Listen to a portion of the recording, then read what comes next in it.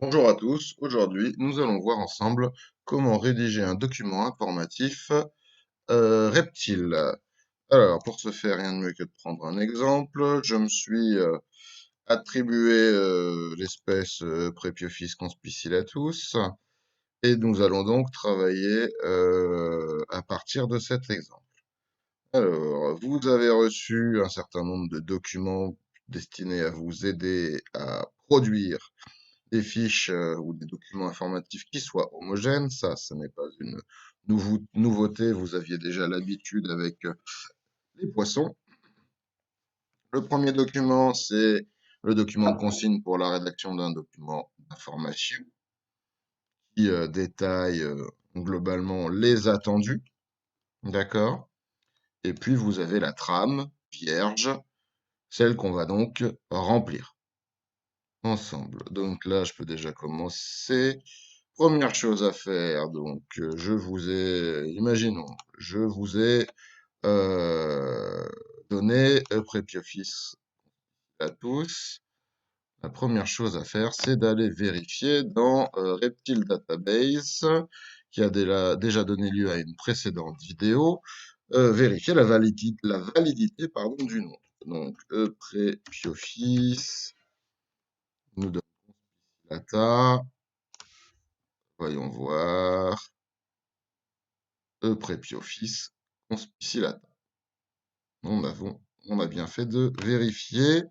Si on vérifie ici, vous voyez qu'en 2017, le dernier synonyme, c'était bien Prepiophis conspicillatus, ce qui était plus cohérent, puisque Prepiophis est masculin, donc conspicillatus devait être masculin aussi. Conspicillata étant du féminin. Bref. Partons donc sur Prepiophis conspicillata. Très bien. Alors, faisons notre première recherche.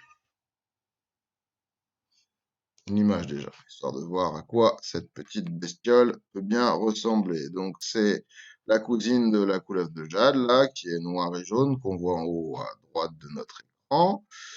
Et sauf qu'elle vient du Japon et qu'elle est rouge comme ça, parfois un petit peu plus terne, en grandissant.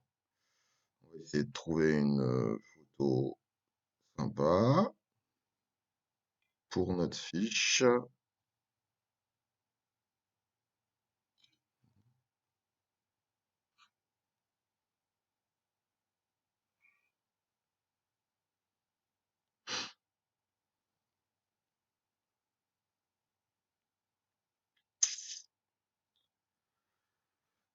On utilisera la première vue. Voilà.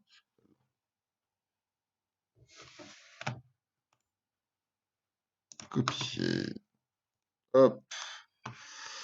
Alors, on va enregistrer une copie de notre trame. Le numéro 97. Ça sera donc 97. Conspice là. Hop.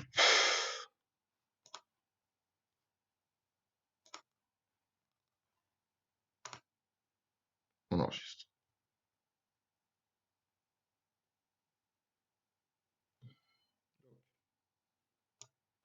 « 97. On retire machin. Et on y intègre notre photo au-dessus du texte et on va l'agrandir un petit peu pour qu'elle reste cadre.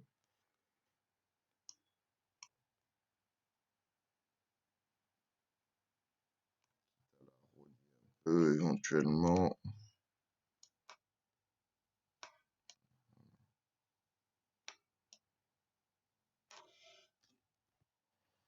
Ok. Pas que la photo soit trop grande, sinon on n'a pas la place en dessous pour mettre notre carte. Donc, on a notre photo.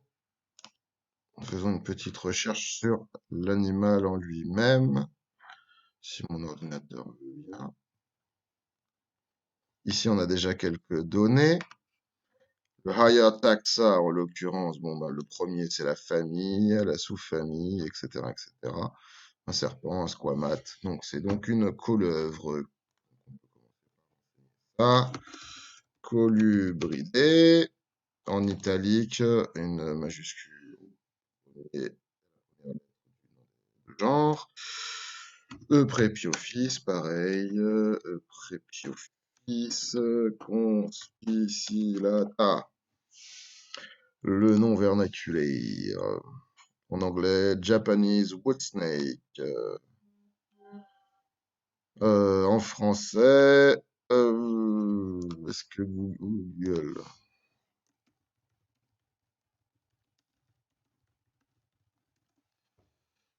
nous raconte Google?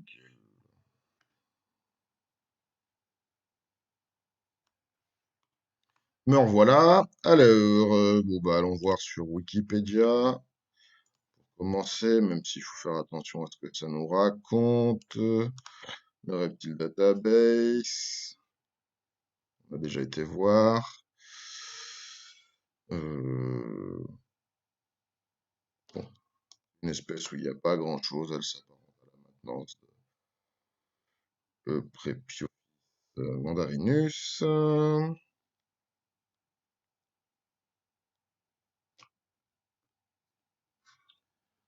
Bon, donc du coup, on le fera peut-être.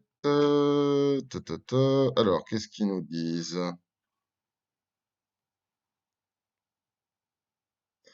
Rien ou presque. Alors, allons-y gaiement. Le nom vernaculaire, c'est le pan ratier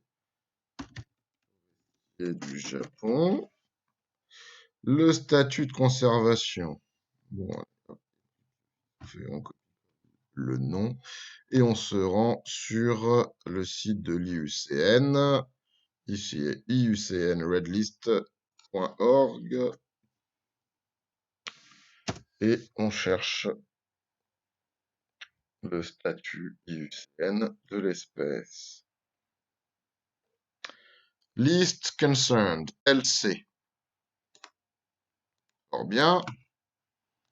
Donc nous, on va pouvoir retirer le machin et on va rogner l'image qui est ici. Donc vous avez vu, hein, on sélectionne l'image. On va dans format de l'image, rogner en haut à droite du bandeau. Et l'image apparaît avec des petits taquets comme ça qui vont nous permettre de la redimensionner. Hop. Et hop. Ok. On centre. Prêt. Et on passe à la suite. Le statut réglementaire. Qu'est-ce que j'attends?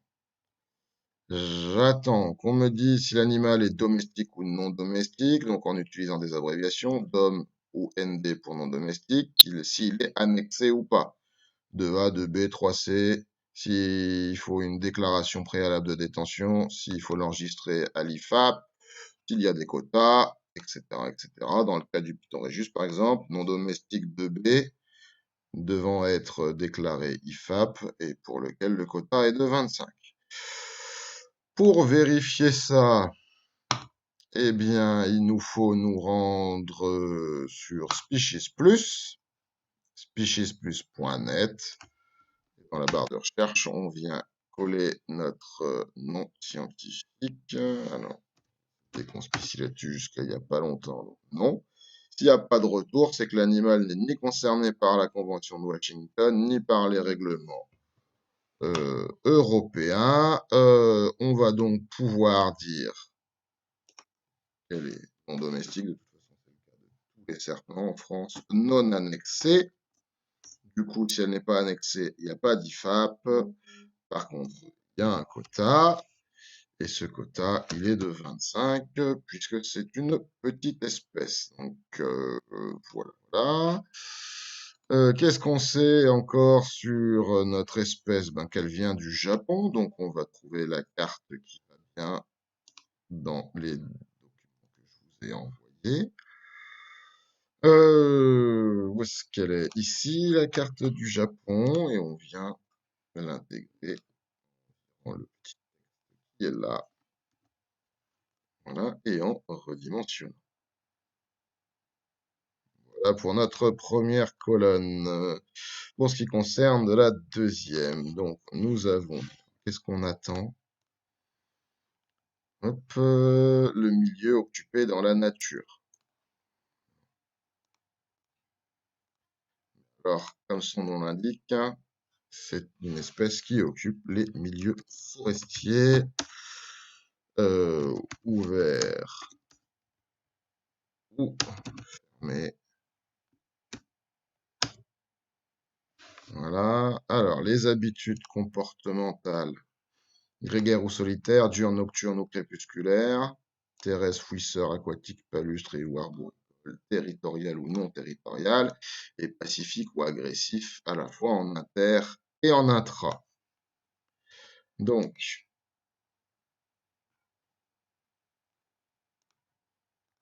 c'est solitaire. En rares occasions sont solitaires. C'est plutôt crépusculaire. Ok, ensuite,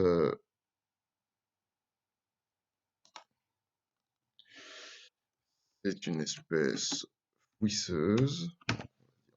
Non territoriale.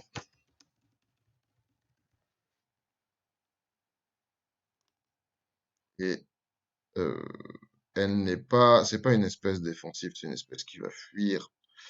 Donc on va dire elle est non agressive.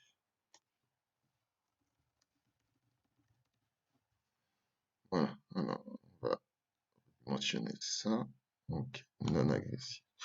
Le régime alimentaire. Le régime alimentaire, la réponse étendue, bon, ben, c'est savoir si c'est herbivore, omnivore à tendance herbivore, omnivore, carnivore, etc., etc. Réellement le régime alimentaire. Et pour ce qui concerne la ration, ça va être le type de nourriture, mais aussi la fréquence de distribution. Si en plus on apporte une complémentation en calcium, on le précisera. Ça veut dire, je sais pas moi, si c'était un pogona par exemple, on aurait dit insectes et matière végétale.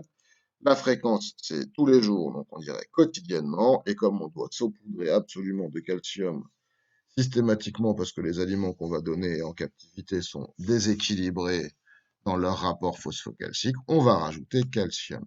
Là, en l'occurrence, notre couleuvre, elle est donc or, et on va lui donner des rongeurs, souris, hebdomadairement, hebdomadairement. Voilà. Alors, la taille adulte en centimètres, une centaine de centimètres, pour une durée de vie, enfin une espérance de vie approximative comprise à entre 10, ouais, plutôt 15 ans en captivité.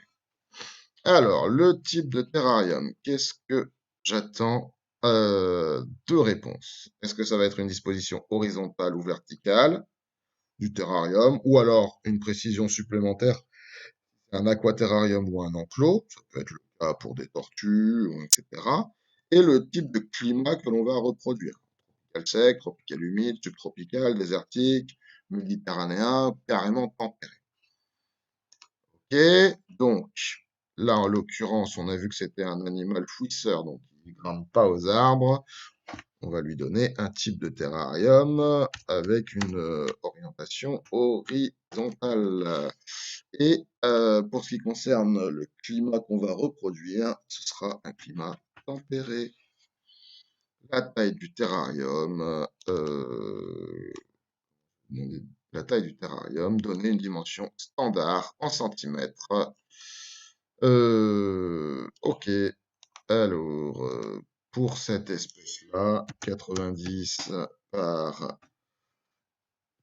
50 par 50, c'est parfait. Les paramètres d'ambiance, donc le point chaud, 2 jours de nuit, le point froid, 2 jours de nuit, le taux d'hygrométrie moyen, la photopériode et l'éclairage. Alors là, pour ce qui concerne la température, vous savez bien qu'il faut un gradient. C'est une espèce qui vit en zone tempérée.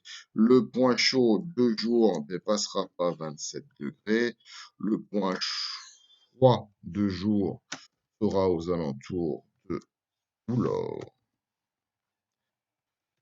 aux alentours, pardon, de 22 degrés. Est-ce que je vais y arriver? Voilà, 22 degrés plus.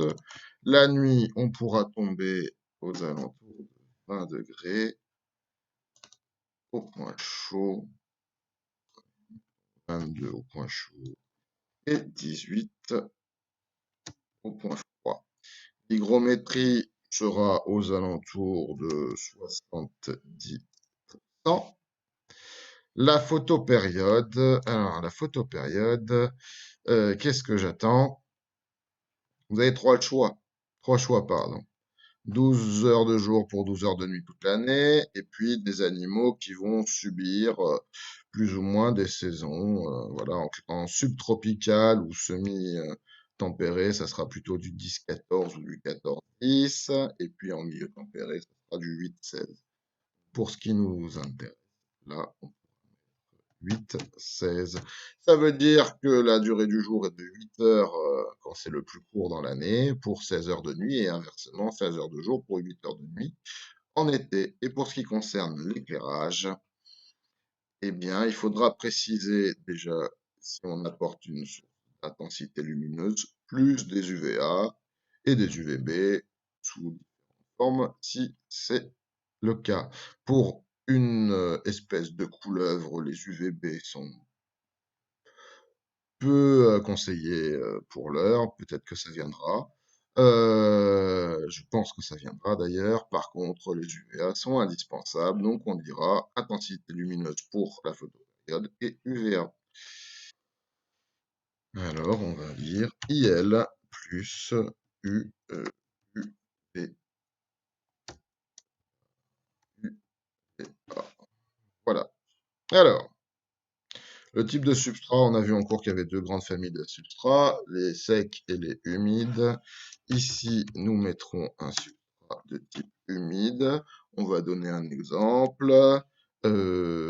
Paillis, mulch de cyprès, donc paillis de cyprès, c'est le Forest Floor de chez Omed. On peut dire aussi éclat de coco, etc., etc. Des substrats qui vont résister à l'humidité.